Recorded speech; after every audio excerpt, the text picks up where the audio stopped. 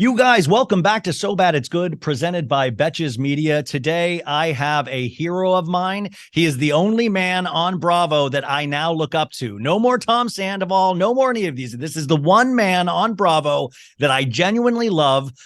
He, of course, is from the insanely popular Below Deck franchise, but this man is so fascinating. Now, I want to tell you, I was at BravoCon last year. This is the only thing I spent money on was my Captain Lee Running Against the Tide autobiography. I want him to sign this one day. This is the only thing I purchased, and I'm hoping to get him to sign it in a couple of weeks at BravoCon because get this, folks, this is the perfect way to start your BravoCon experience. Captain Lee is doing a one-man show nightcap November 2nd, 7:30 p.m. at the Westgate Las Vegas Resort and Casino. I'm going to put all the information on the show notes.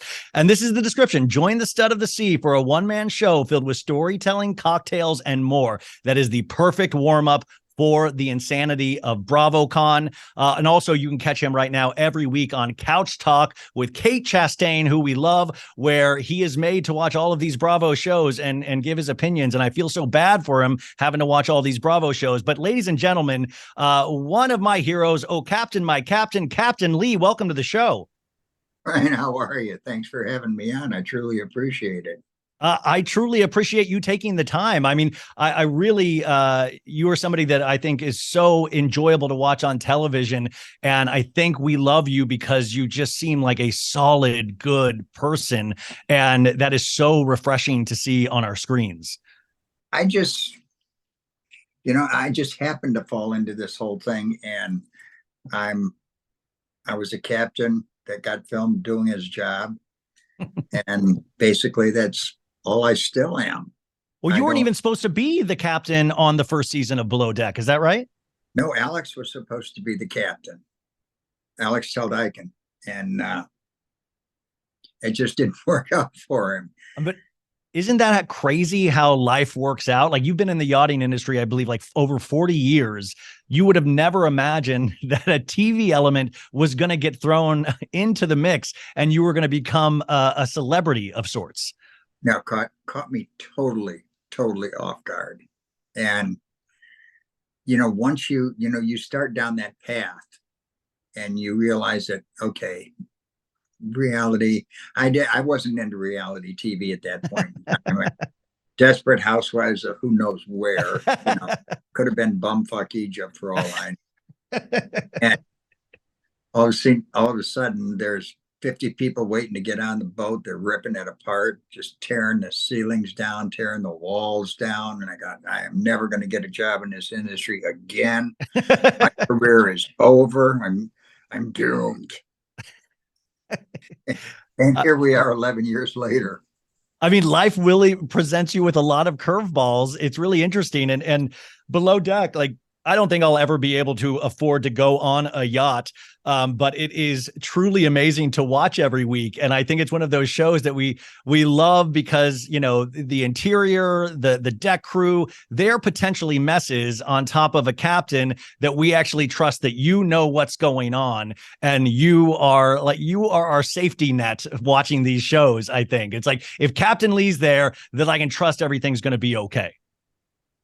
That's the one thing that I was a hard, fast rule when I started doing this, was that I don't care what you want to do. I don't care how batshit crazy your crew is. Makes no difference to me.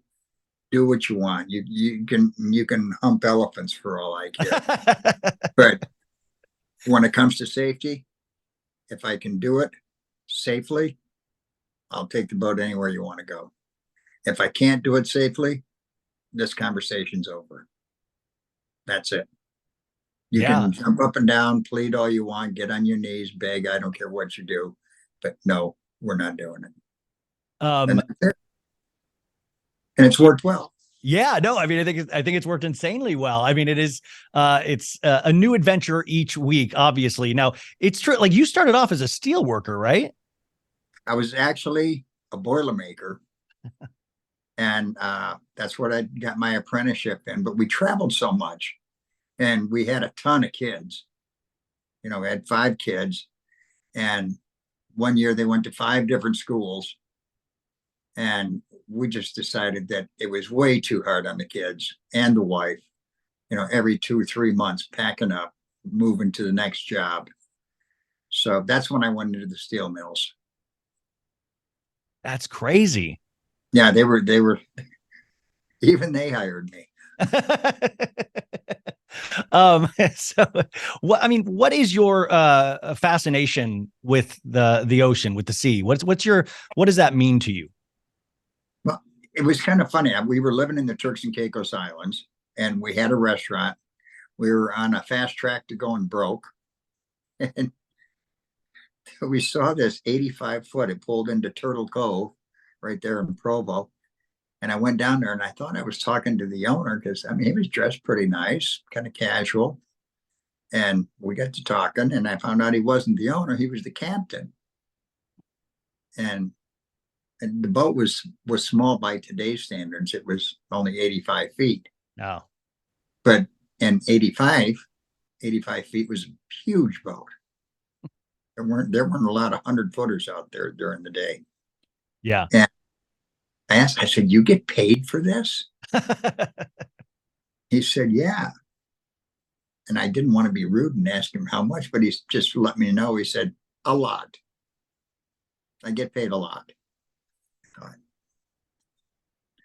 this is it. And I ended up taking a job on a sailboat, a delivery, and didn't realize it, but I got seasick. Oh my God.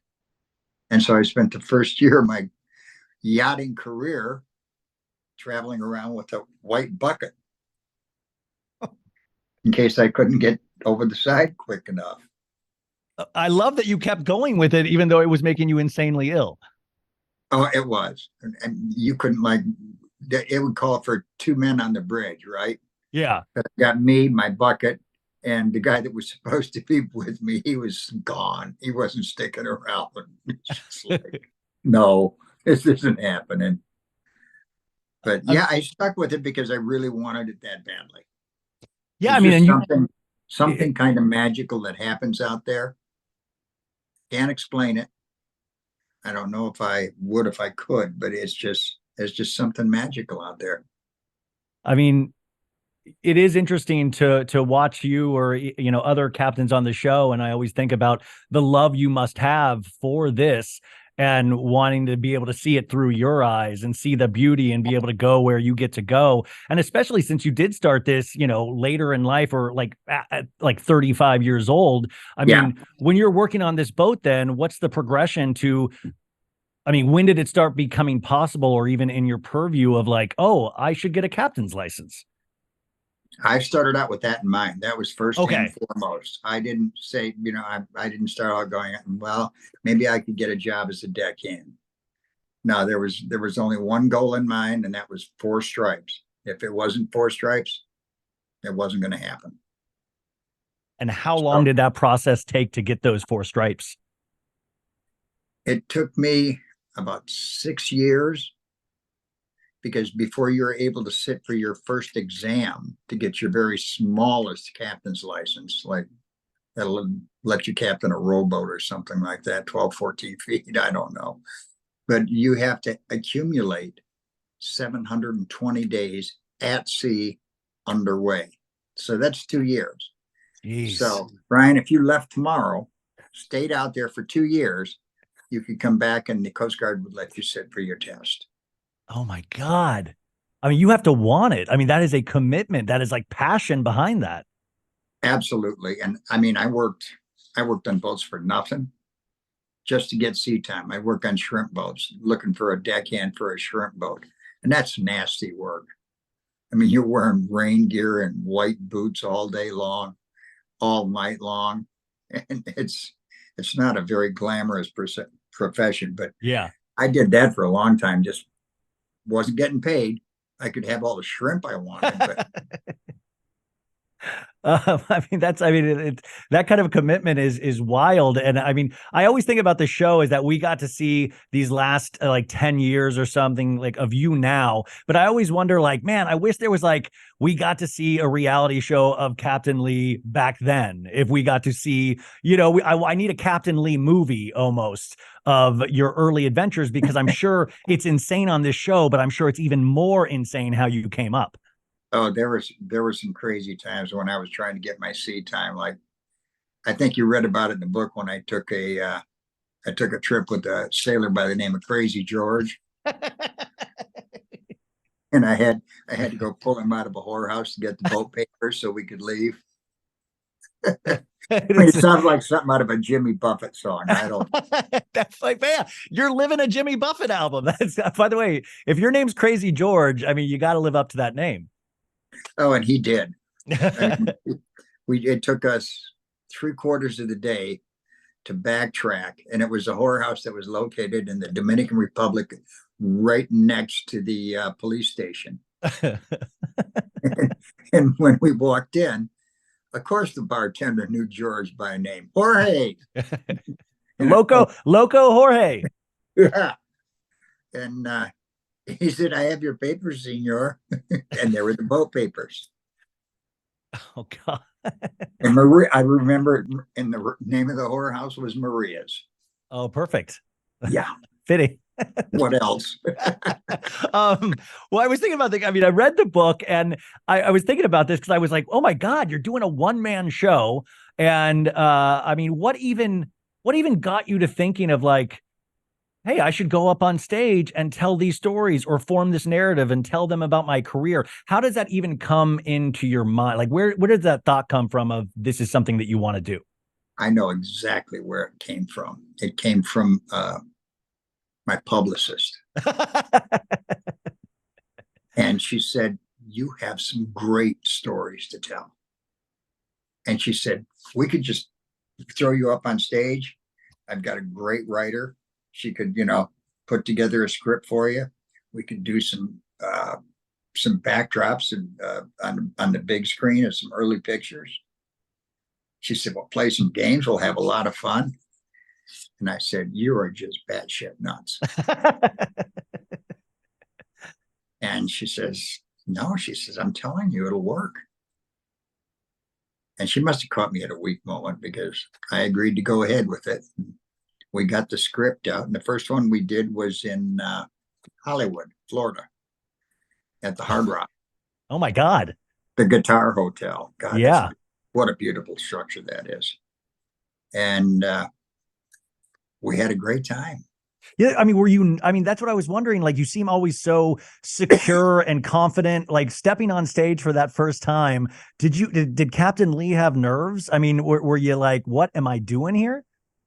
I threw up 3 times before I walked out on stage. I really did, Ryan. It was the worst thing in the world.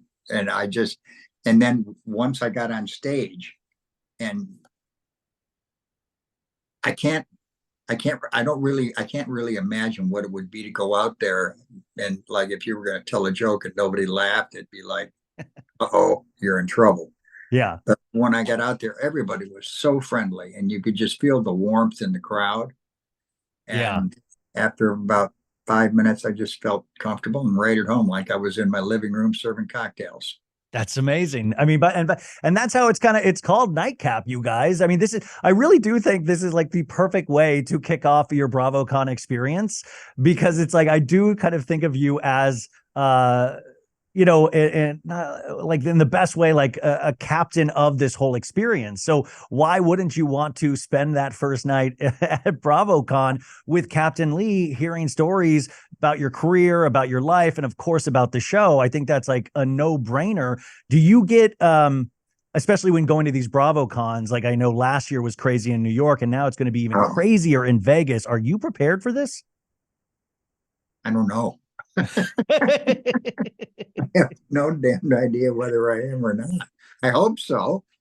I mean, but people come at you from all, I mean, like people genuinely love you and then you become like one of the Beatles. I mean, is it that weird? Because I saw you and I hate to listen, I was staying at the Gansevoort where a lot of the Bravo people were staying last year. And I remember walking around the building. There was like this restaurant, but you could see inside and you were there with your wife and you were holding her hand. And it was like you guys still looked like madly in love. And we had known that from the show, but I was seeing it in person and I was like, oh my God, my heart's like swelling up. Like I felt so, I mean, you know, is she shocked when all of these people want to come up to you and take a picture and get your autograph? You know, it's kind of comical because she embraces everybody like they're their long lost relative that you haven't seen in 30 years.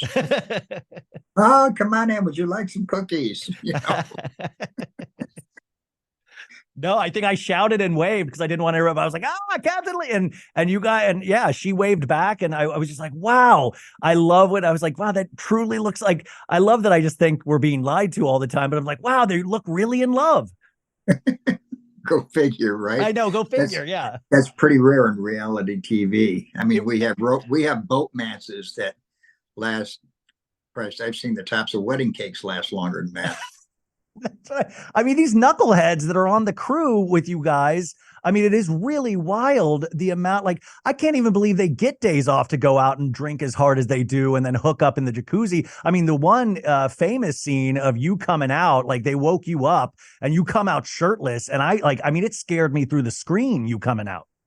Oh, I'll tell you what, I remember that night. And you have to remember that that was on the aft deck outside my quarters, 3 floors up, right behind the bridge. So it couldn't be any further forward, and they couldn't have been any further back.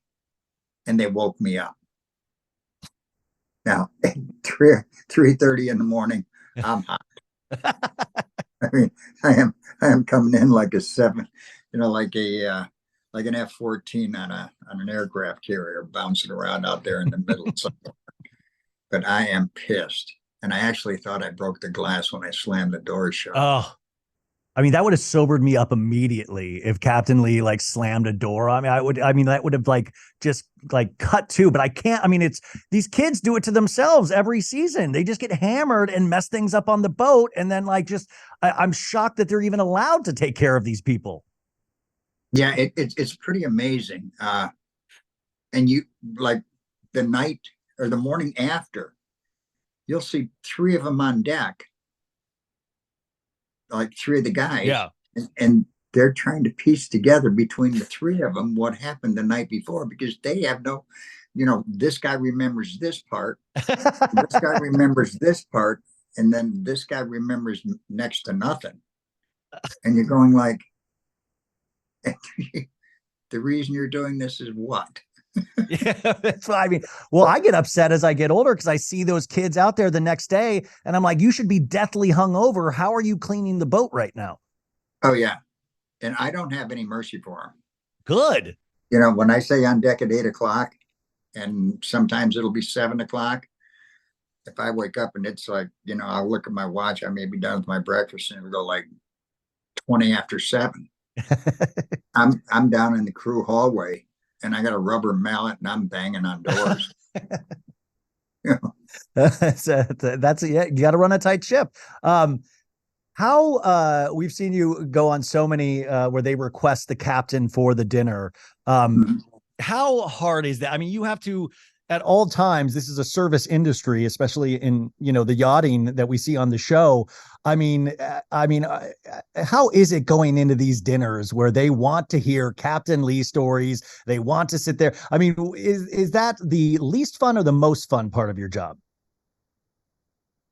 It can be both at the same time. You kind of get a feel for, how much fun these people are going to be or how difficult they're going to be sometime throughout the day. And you'll get a glimpse, Yeah. in how they're going to act.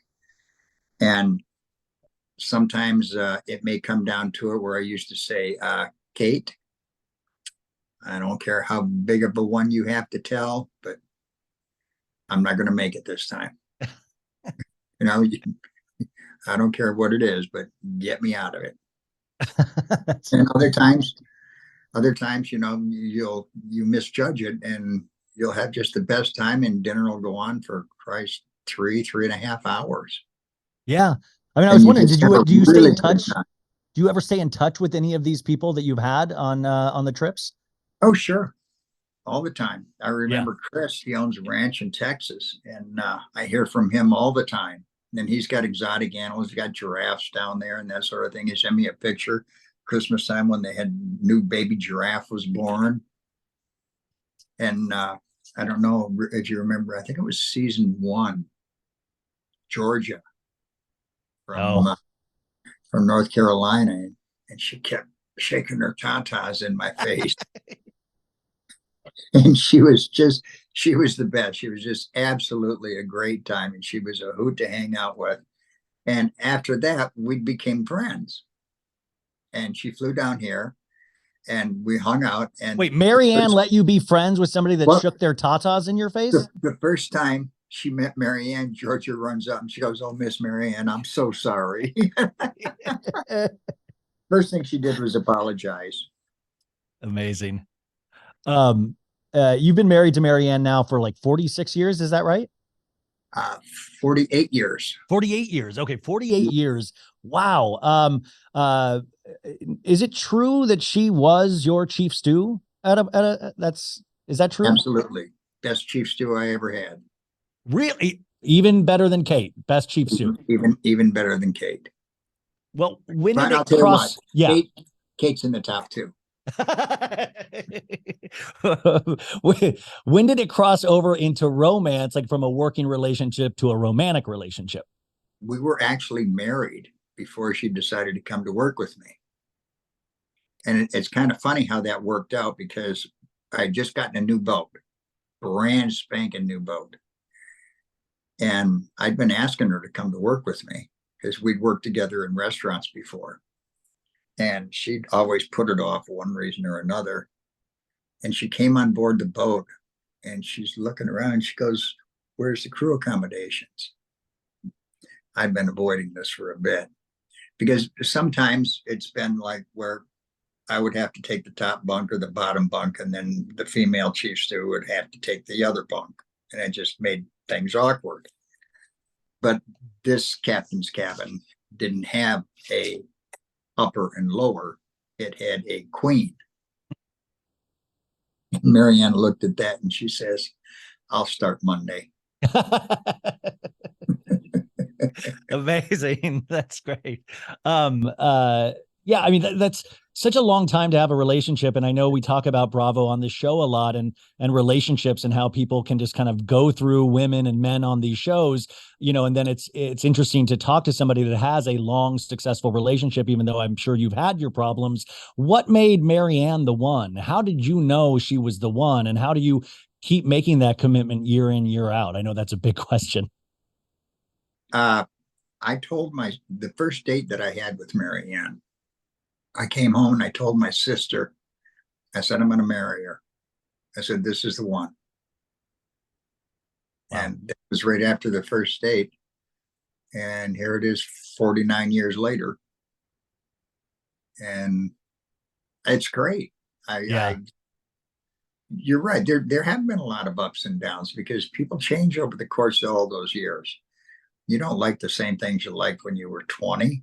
Yeah. You shouldn't like the same And things either. no, I mean, hopefully your tastes get a little more refined and a little tailored.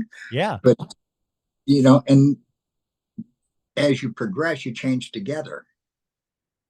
And if you don't change together, then you usually don't stay together. It's been my experience. Yeah. And she just makes me the happiest person in the world. Oh man, that makes me feel so good. That's what I'm talking about.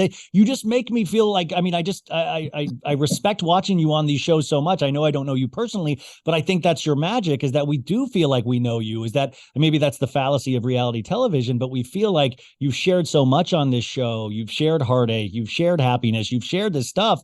And I think that resonates with us because it's not some young kid that works at a bar that's cheating on his girl that's on the 10th season of a reality show, Yeah, I'm not wanting much for that bullshit at all. It's Yeah. just you want to film me while I do my job, and me being me, I'm fine with that. Yeah. But don't come up and ask me to be somebody else or to do something that I wouldn't normally do that would be out of character for me, because I can remember a lot of times telling producers, just going like, I wouldn't do something like that in a million years. And this ain't million 101. Yeah. Still not doing it. So, I mean, well, you say this in the book, actually, which I love that you said working on a TV show has been a learning experience, but at the same time, it hasn't changed who I am or what I do. First and foremost, I'm still a captain, a sailor. Whether there are cameras there or not, I do my job. I try to keep the client safe, try to keep my crew safe, and try to keep the boat in good shape. But I love that you know that. You're like, I have not changed course in my own personal way of living life because of the insanity of cameras. I ran my boats on camera the same way I used to run them 20 years, 25 years before I ever got on camera. Yeah. And it never changed. And there was no reason to change it. I mean, it's called reality TV. You want real? I'll show you real. I like that. I like that's what we like. I mean, I think that's what we respond to. I know your second favorite stew, like we said, is Kate Chastain, and you do obviously get asked about her a lot because I feel like you guys are, we put you guys together a lot. In fact, you guys, if you're not watching, watch Couch Talk on Bravo. You can actually stream it on Peacock, and you can watch all the episodes. I was watching the most recent episode this morning, and I just find it so funny because I just laugh every time I think about you having to sit down and watch these shows. It's brutal. Yeah. Yeah, I imagine you just like being like, oh man, I got to watch these Salt Lake ladies again. Yeah. And it's very difficult to comprehend how they can get into such volatile arguments and call each other just the worst names on the planet and sit there and take it. I just, and then the next day they're okay with each other. Like then they're like moving on. Yeah. And the decibel level, it increases like 40, 50, 60 decibels in the same sentence. Now, we're not talking over the course of an evening, as they get drunker. This is in the same sentence. God, I remember one of them took her prosthetic leg off and threw it up the table. Aviva. Yeah, from Real Housewives of New York.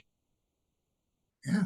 And then the one girl said she got, what was her name? Was it Maxine?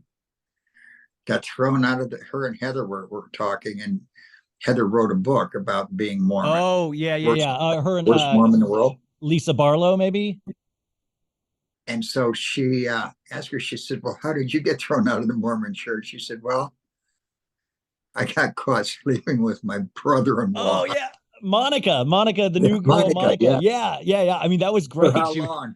For long? Like 18 months. My sister doesn't watch any of these shows, and like a couple weeks ago, I think she wanted to bond with me, so she watched a couple episodes of Salt Lake, and she's like, what this is insane, like this is, but she was like, I was 3 episodes in, and then I started kind of liking it, which is not normal. Like, these ladies are not normal. She's like, Ryan, what are you doing talking about these ladies are not normal? And I was like, that's the magic of it. Yeah, they're definitely not normal. There's just, I don't know how to describe it.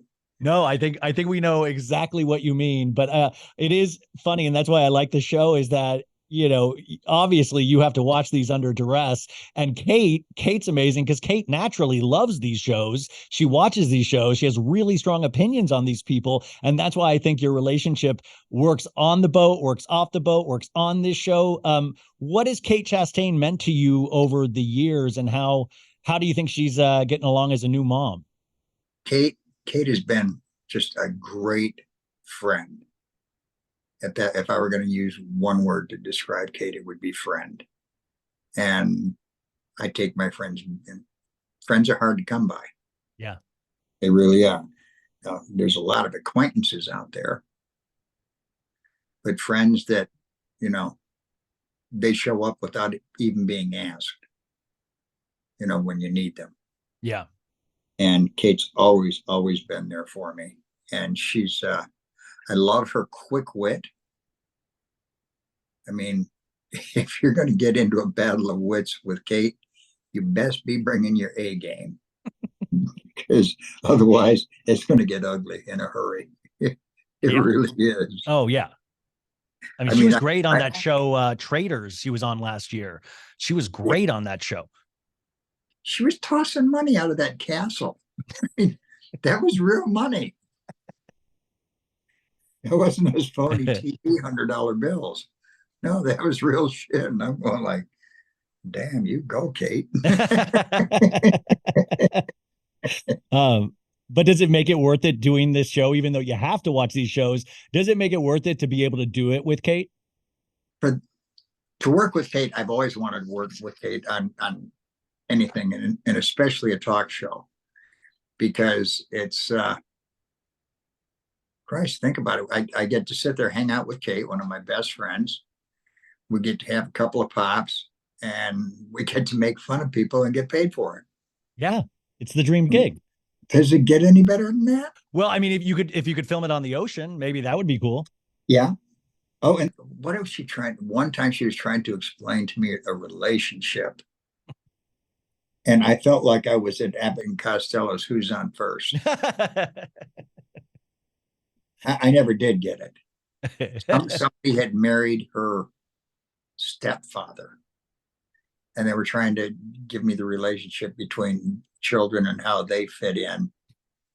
And she lost me and married her stepfather.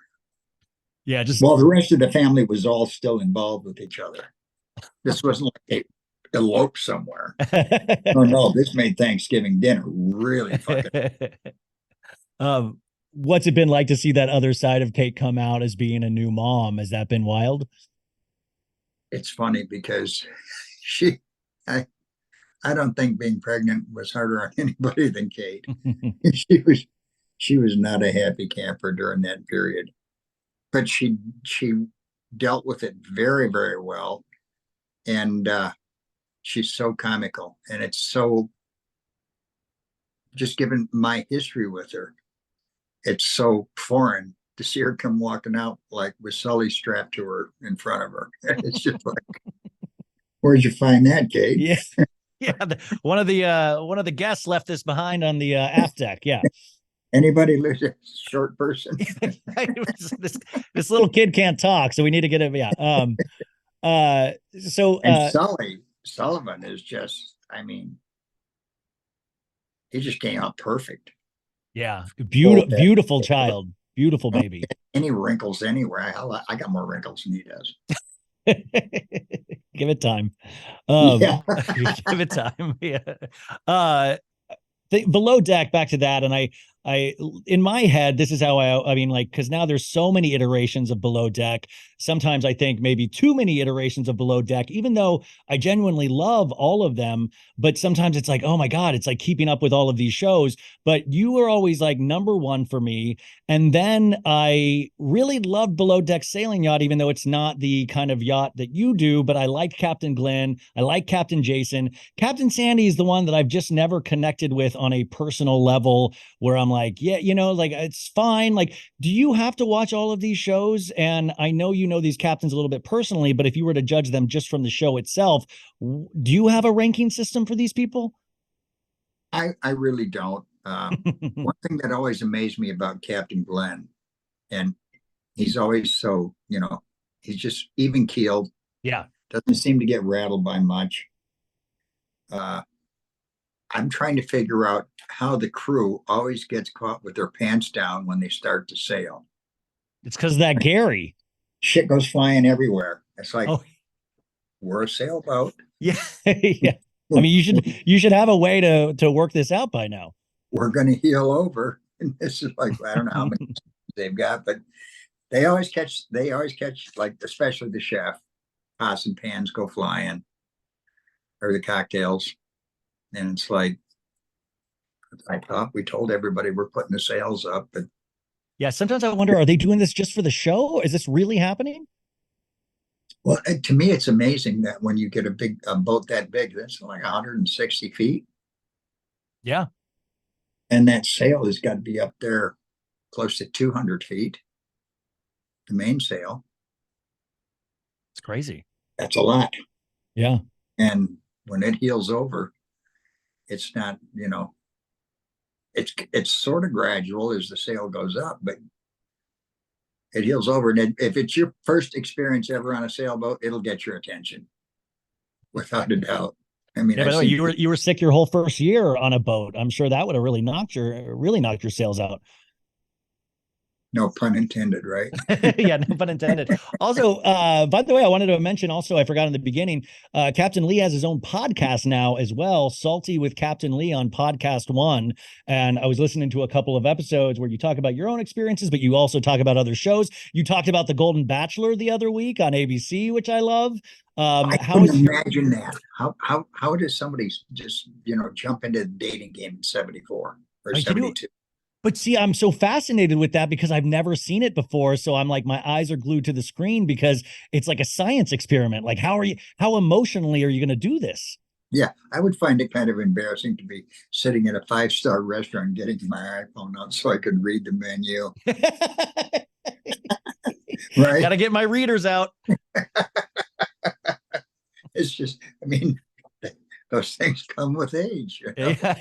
I mean, listen, my vision in the last year, I've started, and it's like my dad was like, see, I told you this is what happens. And it's horrifying. You feel like you're like some science experiment gone wrong getting older. You're like, oh my God, my knee hurts, my back hurts. Like, and it's just going to That's right. keep getting worse. It happens to every old person in the world except you. Yeah, exactly.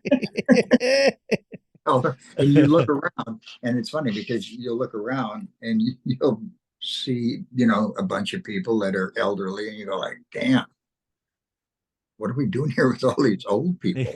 You Oh, never think of I yourself. am the old person. Yeah, you never think of yourself like that, though. No. Everybody else is old. You're not.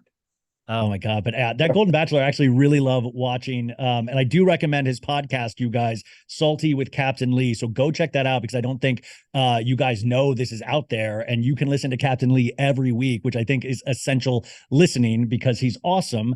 A couple more. Do you have a little bit more time, Captain Lee? I've got all the time in the world for you, Ryan. Okay. Thank you, man. I thank you. I really appreciate this. So obviously, like I said, all these captains, you're probably going to get to see them all at BravoCon. Do you guys all get along? Like, do you guys swap stories? Is there ever any tension? Is anybody a prima donna in the captains? Like, you seem like you are a straight shooter and you're not a prima donna. Does anybody get like full of themselves in the yachting industry on TV? Yeah, there's a few people that I think, have gotten too close to the Kool-Aid bowl, Yeah. it's the way I like to put it. And not only captains, but just some of the crew members. I mean, I've Yeah. had to fire some of the crew members because it's funny. As soon as the camera starts rolling, that person that you thought you knew or thought you met when they hired him just morphs into this monster. And we had one guy, his name was Don, and we hired him as an engineer. And I said, Don, I need you to go change all the filters in the air handlers. And he says, right on it, Cap, as soon as I get a camera crew and a sound guy. And I said, Don, I said, do you really think production thinks it's necessary for you to have a camera crew and a sound guy to change the filters in the air handlers? And He's like, I got to get makeup on before I do the engine room. Yeah, exactly. And he was serious about it. And I told him, I said, if production wants it, I said, they'll come find you. I'll tell them exactly where you'll be. Then he got enamored. He got enamored with Rocky's ass shortly after Rocky. that. Yeah, Oh so I'm watching my closed circuit TV because it pans different spots on the boat in the wheelhouse. And this happened to be on the stern. And Rocky had came up and she said, I'm on my break now. Is it okay if I take a dip off the back of the boat? I checked with Kate. Kate said it was okay. And so she hops in, takes a dip off the boat.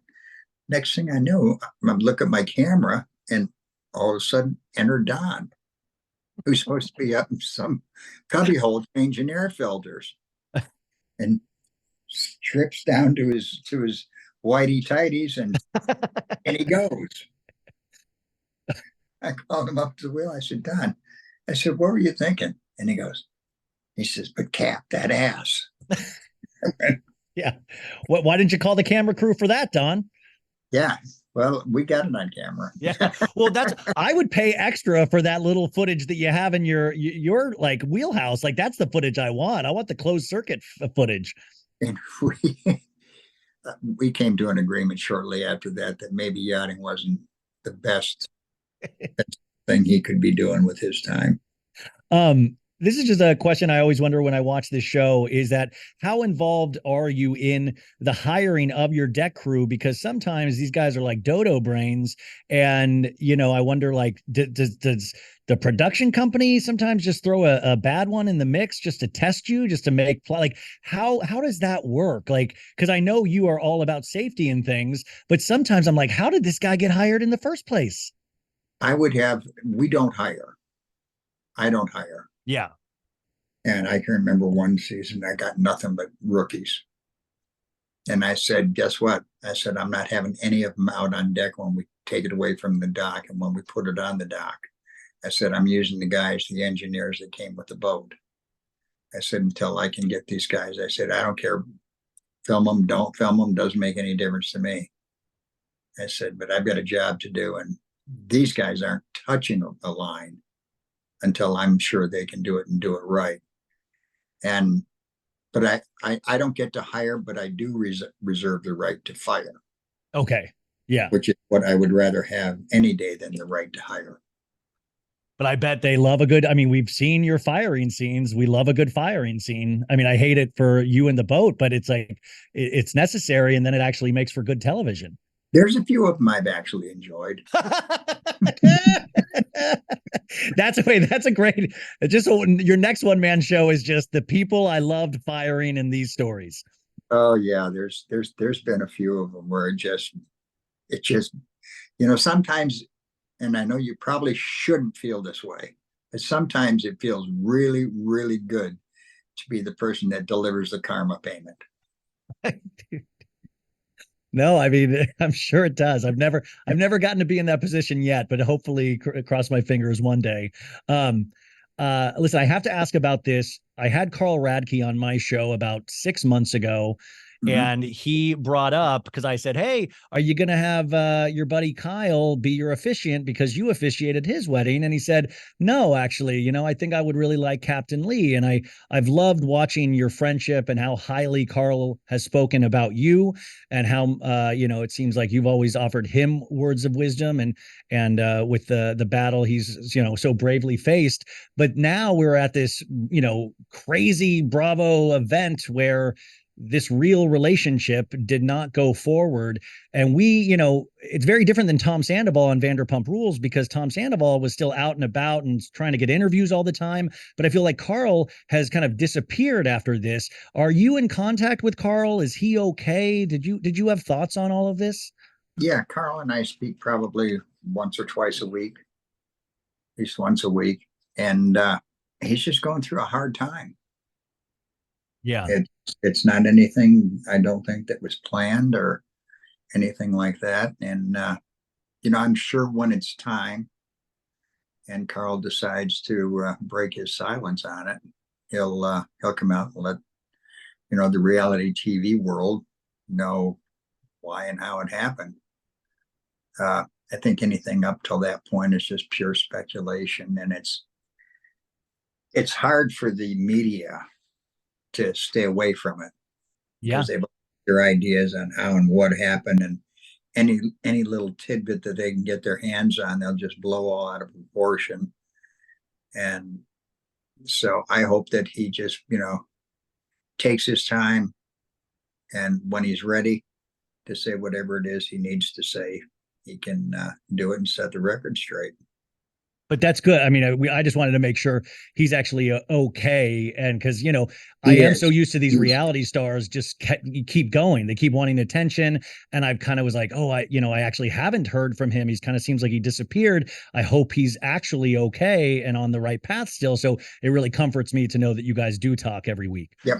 Carl is still on the right path. He's staying strong. He's still got his sobriety intact, which is I have all the respect in the world for him because he is doing that.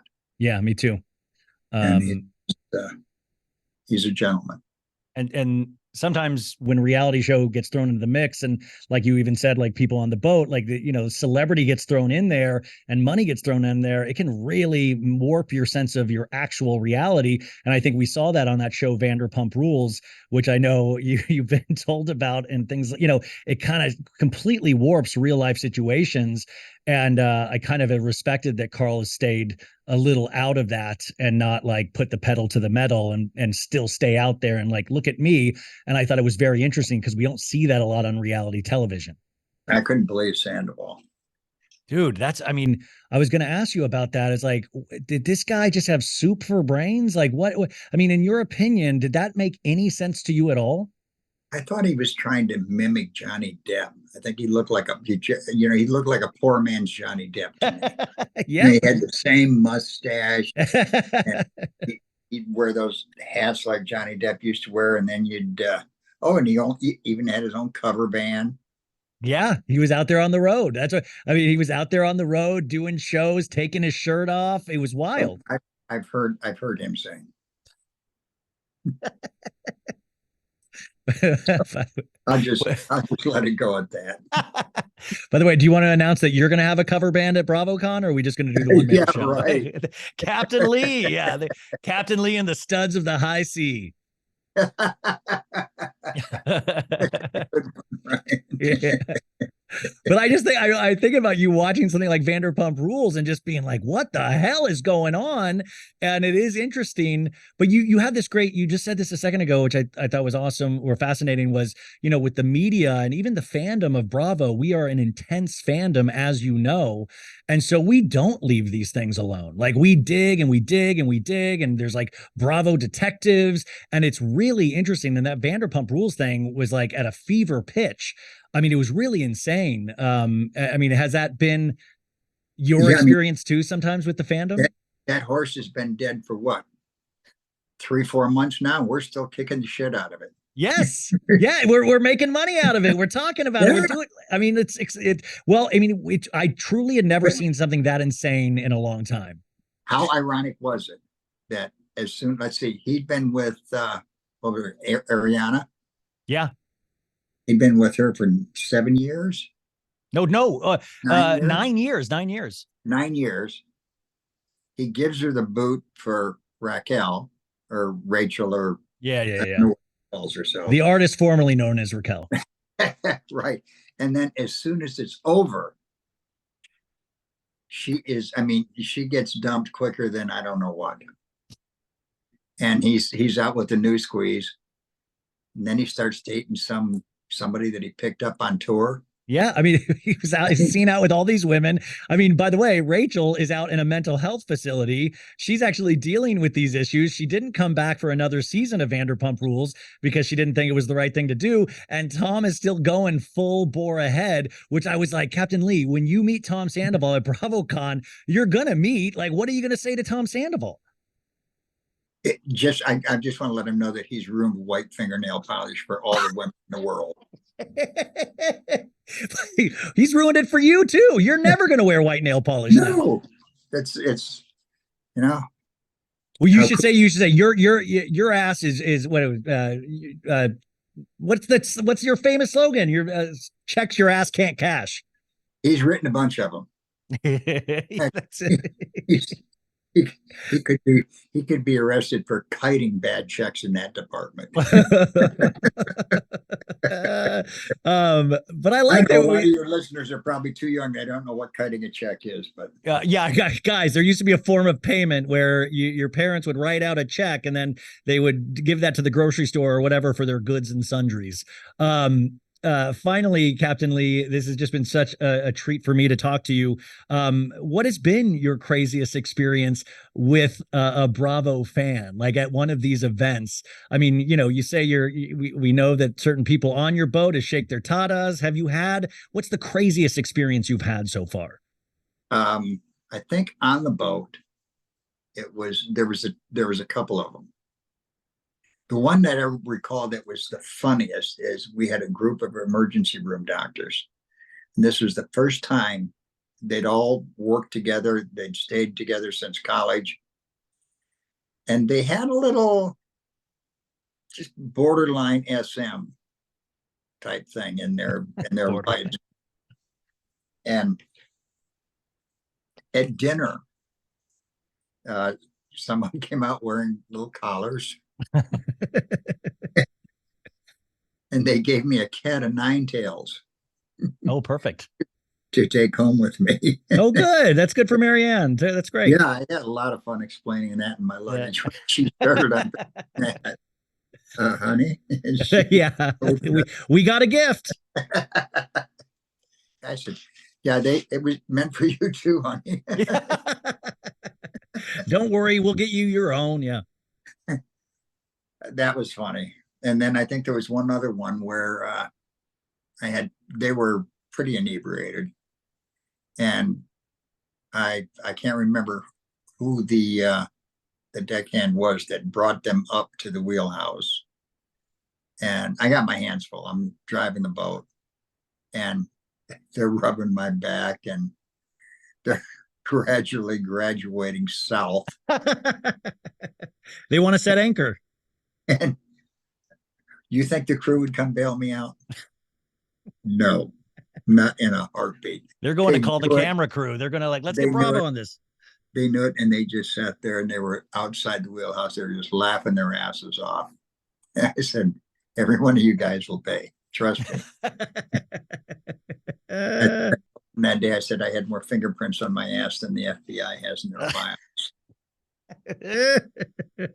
Oh my God. And you're going to keep adding stories to that. There's going to be new fan encounters. There's going to be new wild things. I can't wait to hear your stories out of BravoCon. That's going to be insane. And then finally, listen, I know you said, I think if you've said with Below Deck, if they want you again, they know where you're at, but there's still, we're kind of in a, are you, aren't you, are we going to be able to see you as our favorite captain ever again, do you think? I have no idea. And that's the honest truth. Would I do it? Probably for one more year. Yeah. I would love to go back for another year. I think it'd be fun. And I'd like to kind of like to exit different than this first time around. Yeah, exactly. I think that's a no-brainer. And so I wouldn't mind taking another smack at the piñata. Yeah, I mean, I hope that actually is happening, and I think it's great to see you at these events because you are revered, and it's good to remind these production companies and Bravo how popular you are. And too kind, Ryan. Thank you. No, man, I really, truly, I was so excited to talk to you. And you guys, the book, which he'll probably be selling at BravoCon, this is where I bought my copy last year, Running Against the Tide. You can get that right now. But also remember, I want you to go to this show. This is the perfect way to start your BravoCon experience. It's called Captain Lee Nightcap at the Westgate Las Vegas Resort and Casino. I'm going to put all the information on the show notes. I'll be pushing you. I'm going to be at BravoCon. I can't wait to see this. I can't wait to hopefully meet you, Captain Lee, and get you to sign my book finally. And this has just been a truly great way to start my Monday. So thank you so much, Captain Lee. Oh, thank you, Ryan. Bring your book to the one-man show, and I'll be happy to put my signature on it for you. I'm just gonna heckle you during the show. Sign my book. That works. Well, I hope to get to talk to you again one day, man. I hope so too, Ryan. Thank you so much. It's been a real honor. Thank you. Wow. Thank you.